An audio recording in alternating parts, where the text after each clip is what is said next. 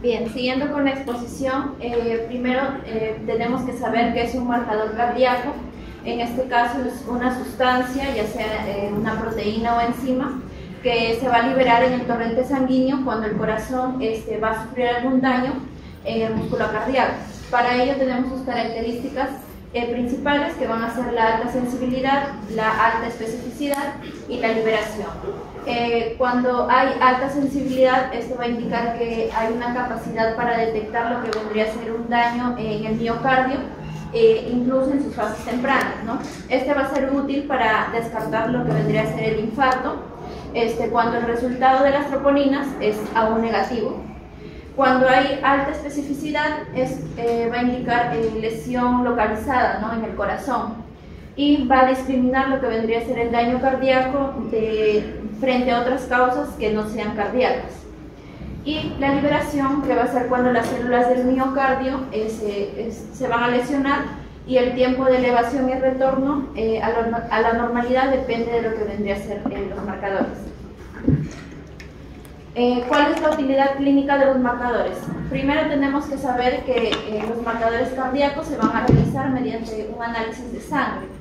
¿Esto para qué? Para detectar lo que vendría a ser el infarto del miocardio, y va a permitir detectar lo que son las lesiones cardíacas y el monitoreo de pacientes que presenten síndrome coronario agudo, y también respuesta al tratamiento.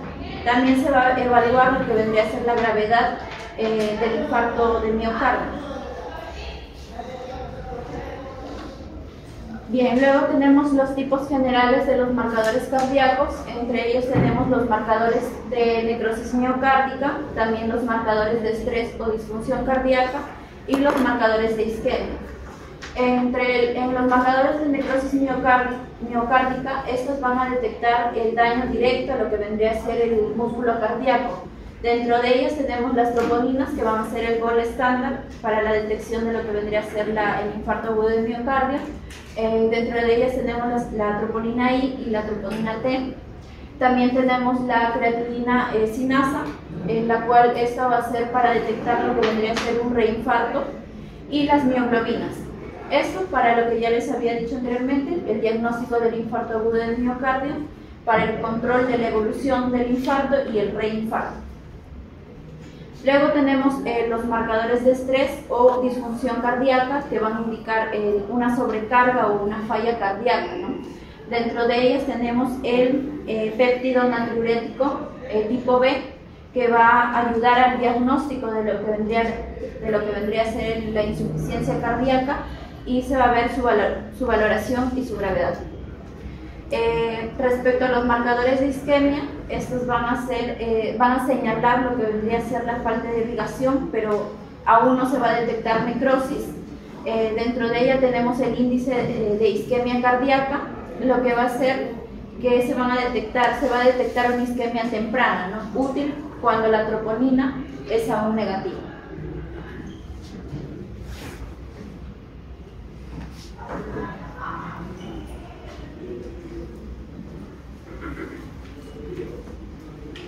Continuando con la exposición, vamos a hablar acerca de los métodos de la medición en laboratorio, que se van a subdividir en dos tipos, que es la recopilación y la preparación de la muestra, y lo que es el análisis de la muestra, ¿no? En cuanto al primer punto, se va a comenzar con la obtención de la sangre venosa del paciente, en el cual generalmente es en un tubo adecuado, generalmente en un tubo adecuado, dependiendo del tipo de análisis, que posteriormente se va a procesar en lo que es la centrifugación, para poder separar lo que es el plasma o el suero que se va a utilizar en la muestra, y para ello es necesario que mantengamos lo que es el correcto manejo, ya que puede provocar una hemólisis o una contaminación que puede llegar a provocar una alteración en los resultados de la muestra, ¿no? En segundo lugar, lo que es el análisis de la muestra, hablamos en primer lugar del ensayo de inmunofluorescencia, que aquí en este ensayo se van a utilizar anticuerpos que van a estar marcados con sustancias de fluorescencia, en el cual estos se van a unir de forma significativa a los marcadores cardíacos, y y de igual manera lo que es esta fluorescencia, al emitirla va a estar proporcionalmente a lo que es la proporción de los analíticos, ¿no? Que esta prueba es fundamental porque es fundamental ya que es rápido. Y en segundo lugar hablamos de los ensayos de la inmunoenzimática, que son los ELISA, en el cual aquí se va a ver una combinación de reacción antígeno-anticuerpo, donde una enzima va a emitir una señal que es una señal clorimétrica, en el cual va a estar medida por lo que es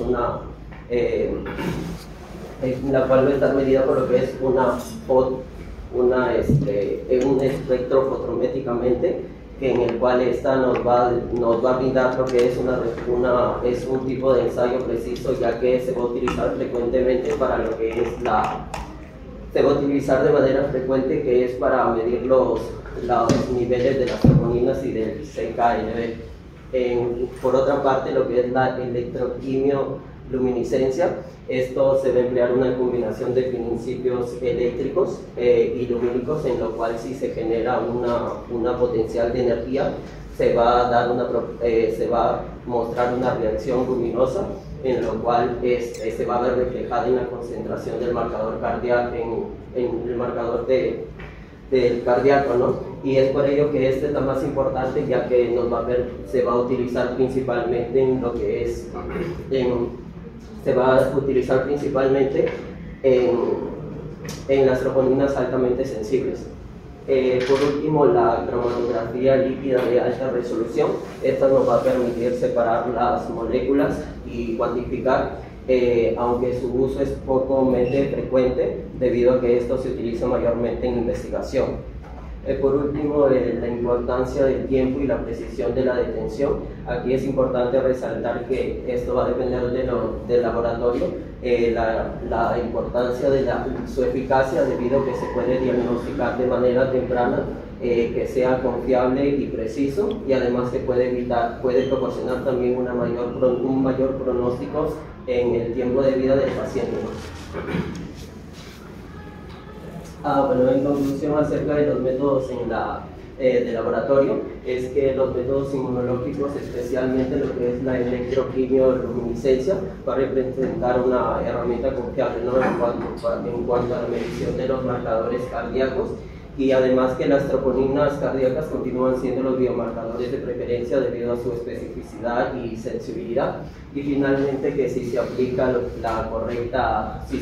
una correcta técnica en el laboratorio, nos va a permitir un diagnóstico temprano, además de vital en el manejo de los pacientes con sospecha de infarto.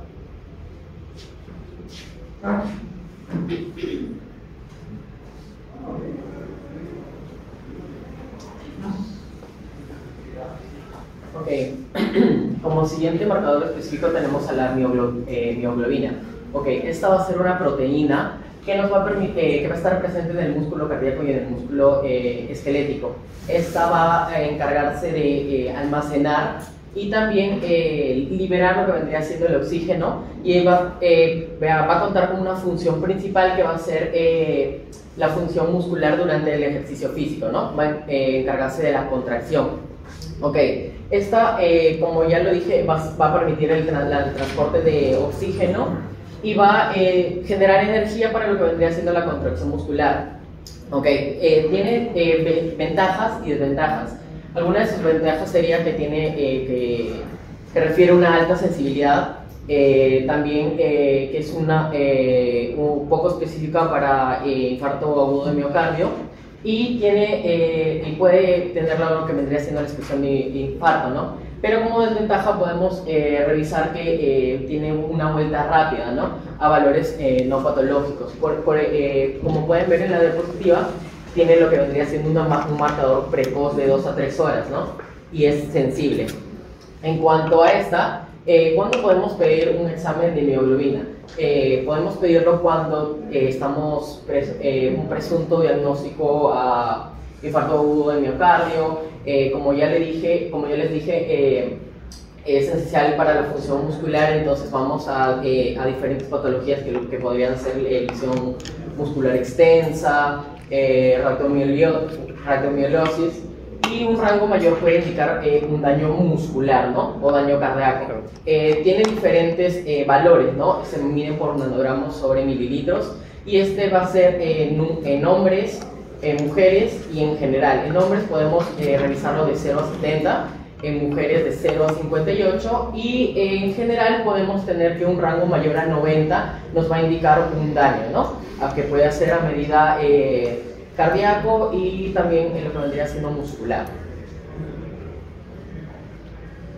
Ok, como siguiente marcador específico tenemos a la creatinina sinasa. Esta va a ser una enzima que nos va a ayudar a generar a la célula lo que vendría siendo energía y va a almacenarla y también va a generarla, ¿no? Esta va a catalizar la fosforilación reversible de la creatinina por parte de lo que vendría siendo del ATP. Tenemos tres isoenzimas muy importantes en lo que vendría siendo la creatinina sinasa, ¿no? Que las tres van a ser comparadas con un porcentaje a la creatinina sinasa normal y también podemos verificarlas o ponerle un valor normal de acuerdo a las unidades por litro. Pero también en cuanto a estos dos espectros también se pueden revisar, ¿no? Tenemos la creatina sinasa que está en el cerebro, en el músculo esquelético y bueno, la que vamos a hablar es la del corazón, ¿no? Por ejemplo, en la del cerebro, a comparación de la creatina sinasa total va a ser menor a 1%, la que está en nuestro músculo esquelético va a ser mayor porque va a ser del 97%, y lo que vendría siendo en el corazón tiene que ser menor a 3%, ¿no? Y es casi exclusiva del miocardio. Ok. En cuanto a valores en unidades sobre litro, vamos a ver que lo normal de la creatinina sinasa va a ser del 26 al 140 unidades sobre litros y la más importante, la que estamos hablando ahora, la del corazón, va a ser de 0 a 25 unidades sobre litro, ¿no? Un espectro elevado nos va vamos a revisarlo como un posible, un infarto agudo de miocardio. Como dije, pueden ser afectaciones musculares como una distrofia muscular, rhabdomiolisis u otras condiciones que afectan a los tejidos musculares, ¿no? Bueno, en cuanto a su relación de la creatina sinasa total con la del corazón, vamos a ver que obviamente el de la definición del índice cardíaco va a comparar estas dos enzimas, bueno, la enzima y la isoenzima, que va a ser comparar que la isoenzima cardíaca sea de 2.5 a 3 y no pase de este rango. Pasando este rango ya podemos sugerir una lesión cardíaca y si es menor a 2 podemos sugerir lo que vendría siendo una lesión en el músculo esquelético. Un índice alto, como ya expliqué, puede sugerir un infarto de miocardio u otra lesión cardíaca, ¿no? Mientras que un índice bajo descarta el origen cardíaco del daño, ¿no? Y la importancia del manejo clínico de esta enzima va a ser importante, ya que el cálculo nos va a permitir una toma de decisiones mucho más especializadas para el paciente, porque al revisar esta enzima vamos a dar un diagnóstico más preciso, ¿no? Y un tratamiento adecuado.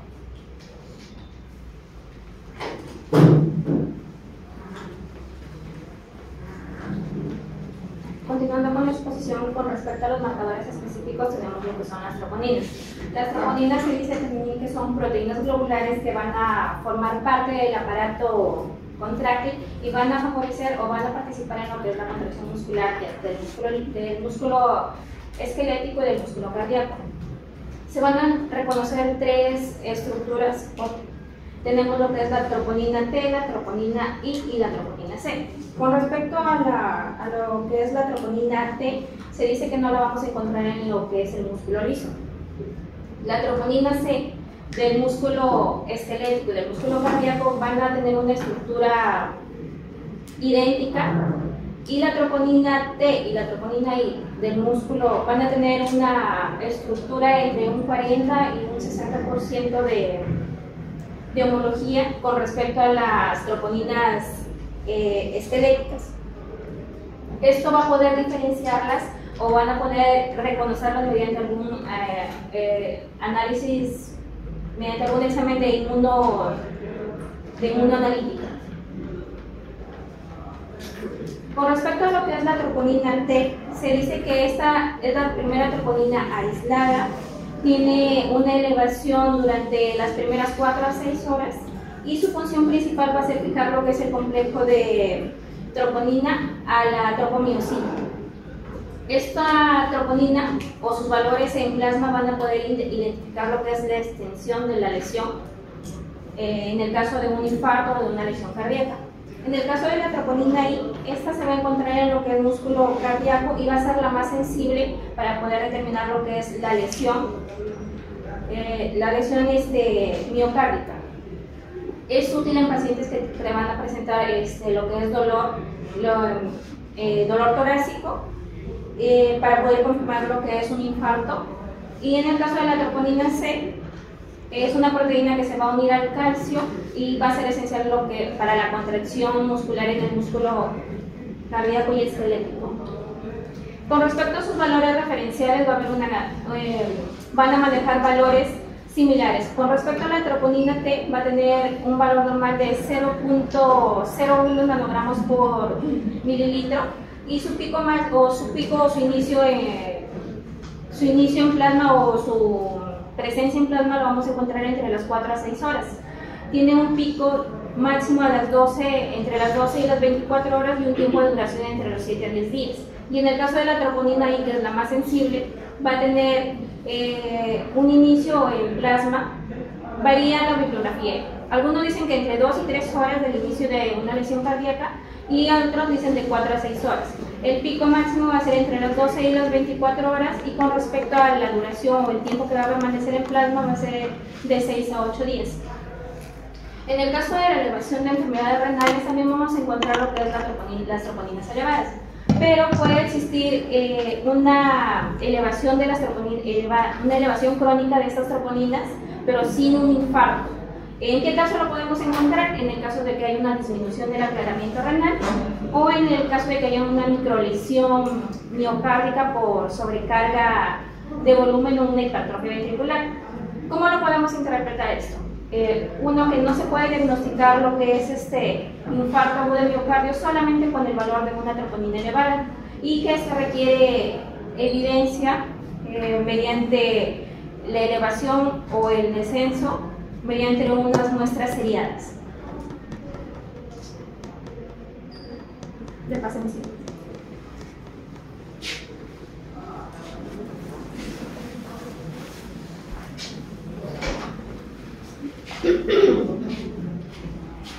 Ya, continuando con la exposición, ahora tenemos otros marcadores específicos como es el marcador DHL, que es deshidrogenasa láctica.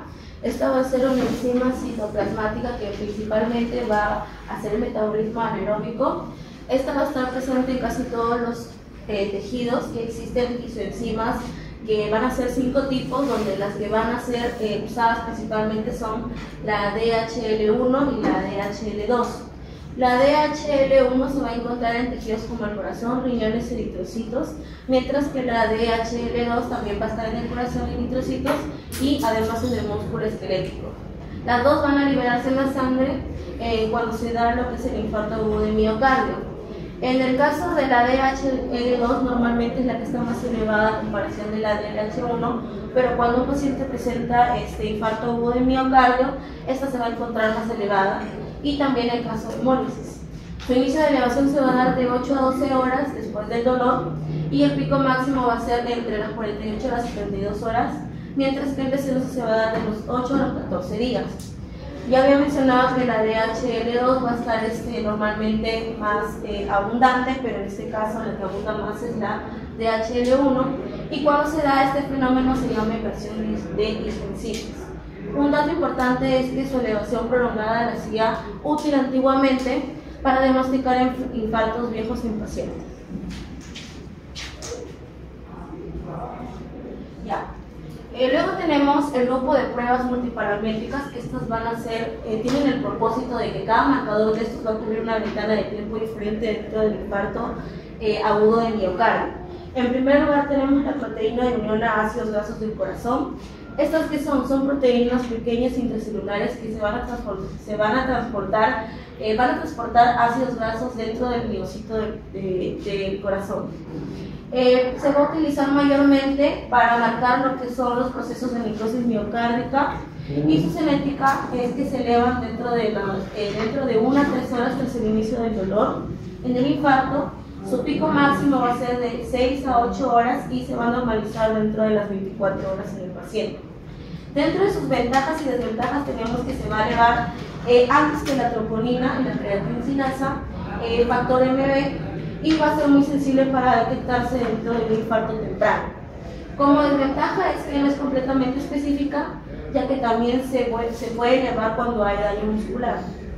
Luego tenemos la mioglobina, que es una proteína transportadora de oxígeno en el músculo. Esta no es específica, ya que también va a estar encontrada tanto en músculo cardíaco, miocardio o músculo esquelético.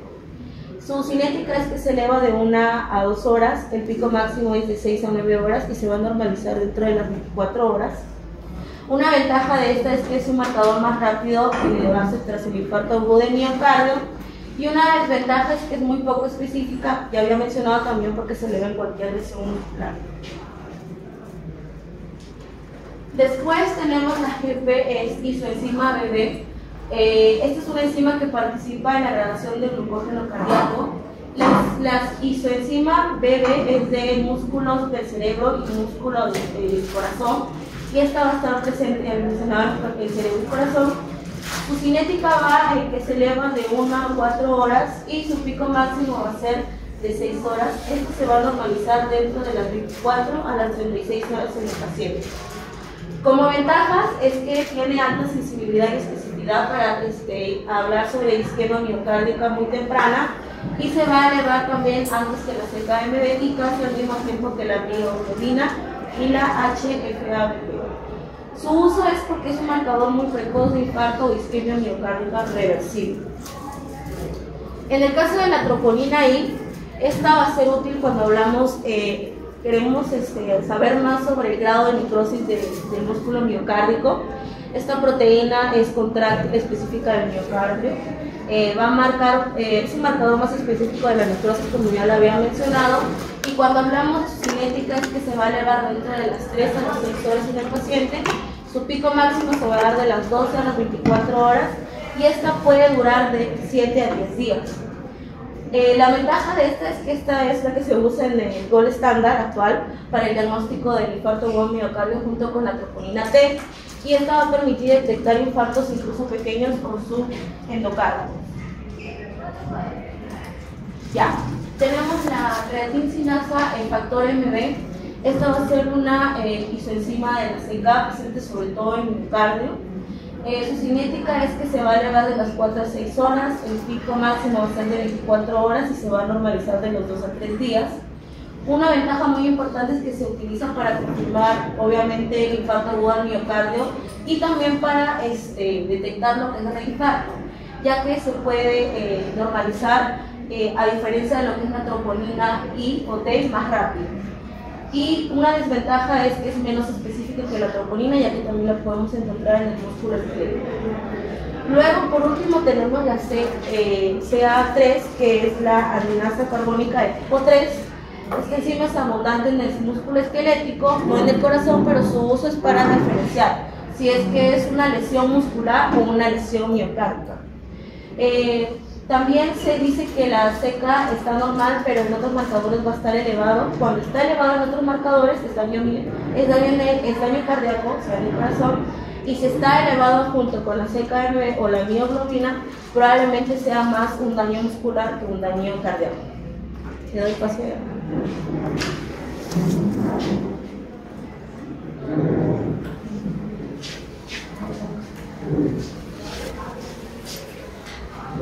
Seguimos con el uso clínico y el uso en síndrome coronario agudo. Bueno, primero vamos a dar un repaso pequeño pues, de cómo se forma el síndrome coronario agudo. En el síndrome coronario crónico no se utiliza, puesto que ahí no hay daño miocárdico, no hay elevación de enzimas. Primero pues hay una oxidación del LDL que con células inflamatorias forma la placa, luego esta se rompe, bueno, antes de eso se erosiona y hay una agregación periférica, ¿no? Luego se forma un trombo de fibrina que puede ocurrir o totalmente o parcialmente el vaso. Bueno, previamente el paciente va a venir con dolor torácico típico, con todos los síntomas y signos de síndrome coronario agudo, de infarto, ¿no? Dolor que se va a epigastrio, brazo izquierdo, mandíbula, viene sudando, incluso taquicardia. Entonces, lo primero que se hace aquí para descartar pues es el EKG. Si el EKG muestra una elevación de ST, rápidamente puedes concluir que es un infarto agudo de miocardio con elevación de ST, entonces directamente se va al tratamiento para infarto rápidamente.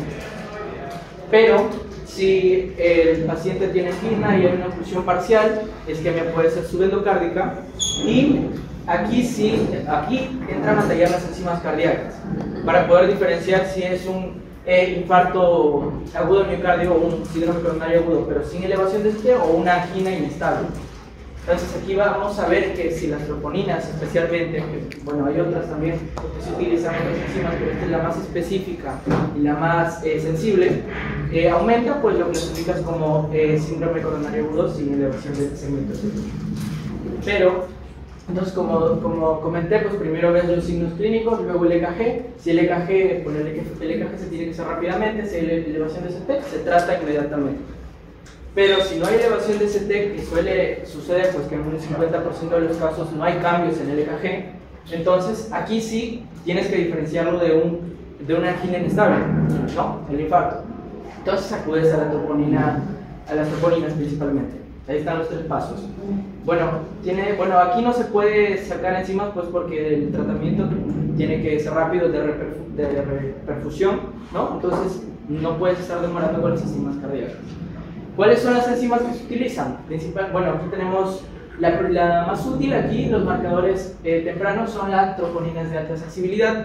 Son los más rápidos, detectan necrosis desde 1 hasta 3 horas y permite ser utilizada en algoritmos de 0 a 1 horas y 0 a 3 horas, que bueno, recientemente en la Sociedad Europea de Cardiología pues luego lo vamos a revisar.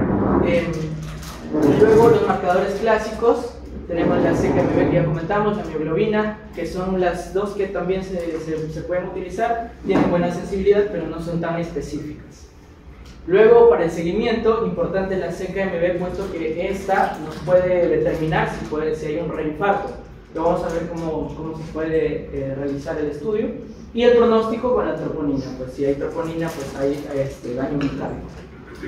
Entonces, aquí tenemos los algoritmos principales.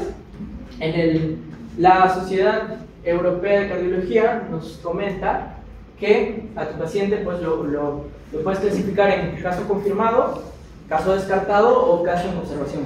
Si tienes un paciente donde, bueno, aquí van a utilizar las troponinas de alta sensibilidad como gold estándar. Entonces, si tu paciente al momento de ingreso le tomas las troponinas de alta sensibilidad y tiene una medición pues menor, por ejemplo, aquí te dan el dato dependiendo del laboratorio de menos de 5, pues lo descartas. Y luego le tomas a 1 hora y la diferencia lo vuelves a evaluar, y si te da menos, por ejemplo, de 52, pues tampoco, está descartado. Puede ser una angina. Pero si tu paciente ingresa y el valor es mayor de 52, por ejemplo, nanogramos litro, entonces hablamos de un caso confirmado. Y si la diferencia a 1 hora pues sale más del valor que te da, más de 5, por ejemplo, ya pues confirmado, se va tratamiento directamente de infarto. Y los pacientes sin observación son aquellos que no cumplen ni las reglas de confirmado ni descartado, y bueno, estos van a estar en observación. Se les va a hacer su EKG o se les va a tomar 3 horas después las troponinas de alta sensibilidad. Pero en caso de no tener troponinas de alta sensibilidad, pues aquí hay otro algoritmo también, en donde vas a clasificar primero el paciente si tiene dolor más de 4 horas o si tiene menos de 4 horas. Si tu paciente tiene más de 4 horas, bueno, si tiene menos de 4 horas, le vas a sacar su mioglobina, su CKMB y su troponina y su CK total. La mioglobina la vas a tomar porque es la primera que va a aumentar, pero luego cuando hay más de 3 o 4 horas ya no la tomas porque tiene un tiempo corto, una vida media corta, entonces ya no te va a servir. Luego lo vas a tomar a 4 horas después y vas a sacar la diferencia, entonces, para ver si hay un aumento de enzimas prolongado después de un tiempo, ¿no? Entonces ahí rápidamente sacas tu índice CKMB, que ya lo comentó la compañera, que básicamente es el CK total, la diferencia entre el CK total y el CKMB multiplicado por 100, y si te sale más de 4 y la troponina está más de 2.5, o sea, está elevada, entonces consistente directamente con un infarto. Pero si tu índice CKMB es menos de 4, ahí vas a ver dos opciones. Si la troponina está normal, la troponina normal es menos de 0.5, entonces puede ser una angina inestable, no hay daño miocárdico, no hay necrosis, no hay infarto.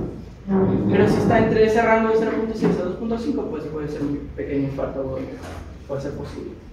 Listo, entonces ahí vimos los algoritmos para confirmar o descartar.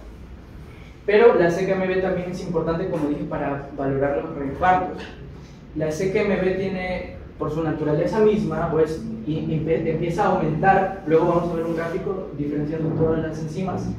Empieza a aumentar de 6 a 12 horas, a las 24 horas tiene su pico, luego de 48 a 72 horas debe volver a su valor normal. Pero si tú haces la toma de la CKMB a las 48 horas, como está ahí, y ves un aumento, pues podemos hablar de un reinfarto. Es sensible para eso. Es útil para la evolución, como dije. Entonces, además las troponinas son útiles también para poder ver la evolución del paciente. Si tiene más riesgos, bueno, si tiene troponinas altas, pues es porque sigue existiendo daño miocárdico. Y aquí está, bueno, la comparación final, pues, de todas las enzimas que son útiles. Aquí podemos ver en el eje Y número de veces que aumentan estas enzimas, y hacia X podemos ver las horas después del infarto. Podemos ver que primero empieza a aumentar la mioglobina, ¿no? Pero también desciende rápidamente, y luego le siguen las troponinas y la CKMB. Aquí podemos ver las horas de inicio, ¿no? La mioglobina de 1 a 4 horas, las troponinas de 2 a 12 horas y la CKMB de 6 a 12 horas. Importante es, bueno, comentar que la CKMB y la mioglobina son sensibles, pero no son tan específicas, pueden ser por daño del músculo esquelético también, ¿no?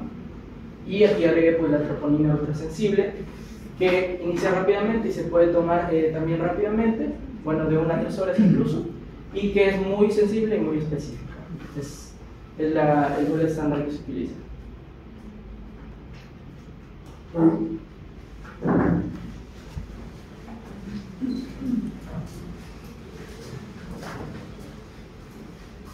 Ya, bueno, continuando, ahora vamos a hablar sobre situaciones especiales y daño cardíaco, ¿no? O sea, tanto los marcadores cardíacos no solamente se van a presentar en un infarto de miocardio, ¿no? sino también en otras situaciones, como por ejemplo en el daño en el músculo cardíaco. En el daño en el músculo cardíaco podemos encontrar lo que son las troponinas elevadas, también la creatinina quinasa MB y la mioglobina. En el caso de las troponinas se da como en un ataque, por un ataque al corazón, o en la creatinina MB se da después de un daño cardíaco, como un infarto, ¿no? En el caso del daño en el músculo esquelético vamos a tener también la creatinina quinasa MM, también la mioglobina, en el cual la creatinina quinasa se va a dar o puede ser causado ya sea por ejercicio intenso, por lesiones o también por enfermedades musculares. Ahora, en el caso de una cirugía cardíaca, principalmente vamos a encontrar lo que son las troponinas elevadas, ¿no? Y también la creatinina quinasa MB. ¿Y por qué? Porque durante el procedimiento puede haber daño a nivel del tejido cardíaco. También puede haberse aumentado el aspartato de transaminasas y del lactato de deshidrogenasa. En el caso del aspartato de transaminasa, anteriormente se utilizaba como para diagnosticar un infarto de miocardio, pero actualmente se utilizan marcadores más específicos como son las troponinas, ya que también es un marcador de daño hepático y muscular. Entonces, tanto para la determinación entre la creatinina quinasa MB y las troponinas C, en un postoperatorio de cirugía cardiovascular no nos van a poder permitir, ya sean procesos de isquemia transitoria o permanentes con ausencia o no de una necrosis. Ahora, también encontramos en una insuficiencia renal crónica. Acá también encontramos que son puede haber existencia de elevación de las troponinas T con o sin infarto, debido a que puede haber una disminución del aceleramiento renal o por microlesiones miocárdicas, ya sea por una sobrecarga de volumen o por una hipertrofia ventricular. A nivel de una insuficiencia cardíaca, acá también encontramos que las troponinas pueden estar moderadamente elevadas. Esto se da ya sea por un estrés a nivel de la pared miocárdica o por aportosis de miocardiocitos. Y además también podemos encontrar el BNP o NT-pro, que son marcadores de distensión ventricular. Bueno, miocarditis. En la miocarditis también encontramos que son las troponinas, en la cual acá pues puede observarse una inflamación, ¿no? Una inflamación miocárdica.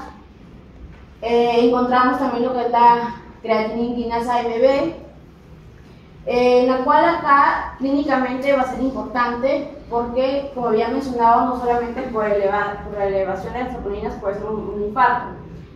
Acá puede haber elevación de troponinas. El paciente típicamente puede ser una persona joven que presenta antecedentes virales y en la cual en ese caso puede presentarse una miocarditis. En el caso de sepsis y shock séptico, acá también la creatinina quinasa y las troponinas pueden verse elevadas, ya sea por una isquemia miocárdica secundaria o por citotoxicidad por fármaco inflamatoria. Ahora, tromboembolismo pulmonar.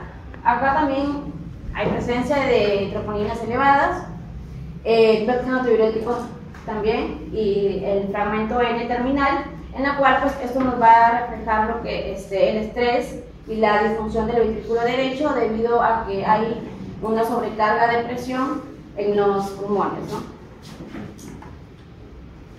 Ahora, bueno, esto es un cuadrito resumen, ¿no? En la cual donde se pueden aplicar diferentes marcadores, como había mencionado, a nivel de troponinas. Podemos diferenciar ya sea en sepsis, tromboembolismos pulmonares, miocarditis, en lo que son las creatininas quinasas MB, podemos detención de reinfartos, el péptido natriurético para el diagnóstico de deficiencias, el LDL y la hemoglobina, que como ya había mencionado, ¿no? Es un marcador muy precoz, ¿no? En la cual puede aparecerse en las primeras horas, pero tiene un tiempo de duración corta, que aproximadamente 24 horas, ¿no? Y como sabemos es poco específico, pero es útil en un diagnóstico rápido.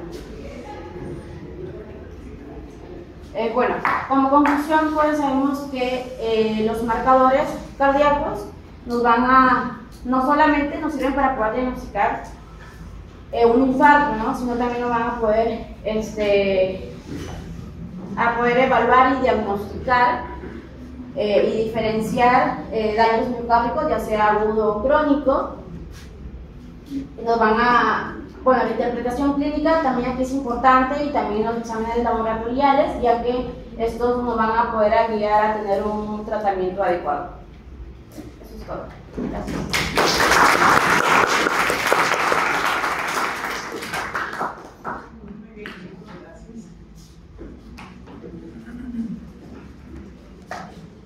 Con respecto a este tema,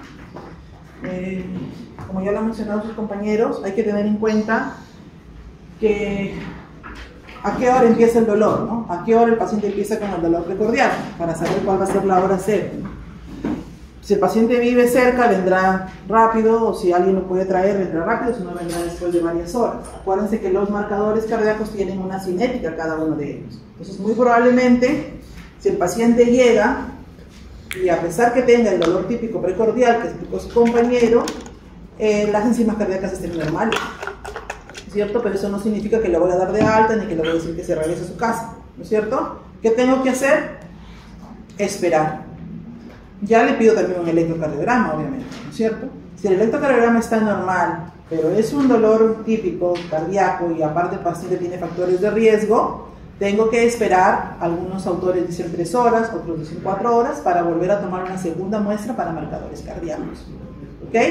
¿Por qué? Porque de repente todavía mi examen de laboratorio no es capaz de detectar los niveles. ¿Ok? Entonces, y seguramente a la siguiente toma de muestra ya van a estar elevados. Obviamente que si el electrocardiograma está alterado, como mencionó su compañero, ya no tengo que esperar las 3 a 4 horas para volver a tomar la muestra. Ya tengo el diagnóstico y ya tiene que empezar el paciente su tratamiento. ¿Okay? ¿Qué dicen las guías internacionales? Debo pedir troponinas. ¿Okay? Y dice que si no tengo troponinas, en ese caso pediré la creatinfosfoquinasa MB. Pero si tengo las dos, en buena hora. A la mioglobina ya ni la menciono, ¿okay? Porque ya tiene sus desventajas, no es específica, se eleva rápido sí, pero se elimina rápido también. Y hay otros nuevos marcadores tumorales cardíacos que están en estudio, que están en ensayo, pero hasta el momento no existe un marcador cardíaco ideal que pueda predecir el infarto agudo de miocardio.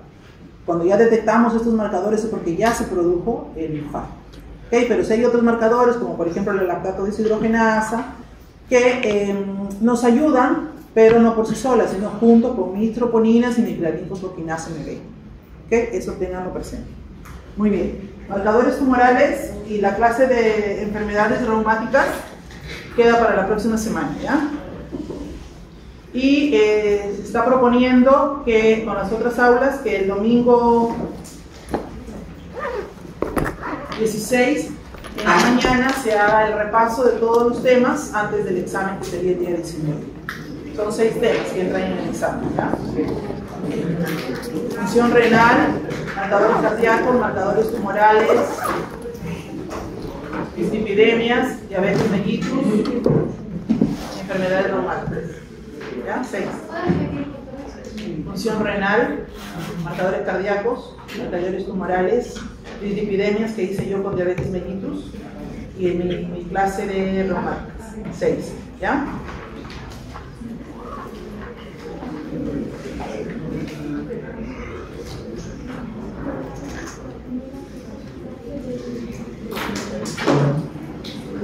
Arequipa, Ayala, Avances,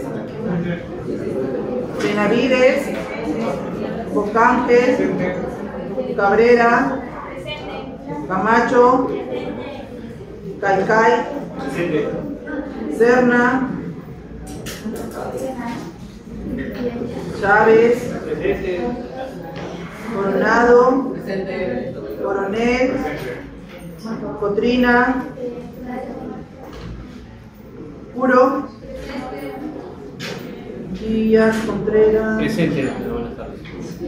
Erquén, Estrada, Parro, Fernández, Fernández Cubas, Fernández Aquintuy, uno de los dos.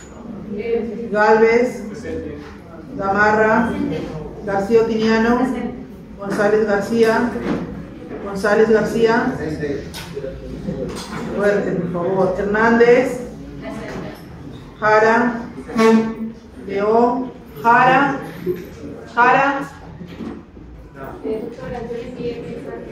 De los 2 compañeros. uno de ellos es Jara. Sí. Y otros.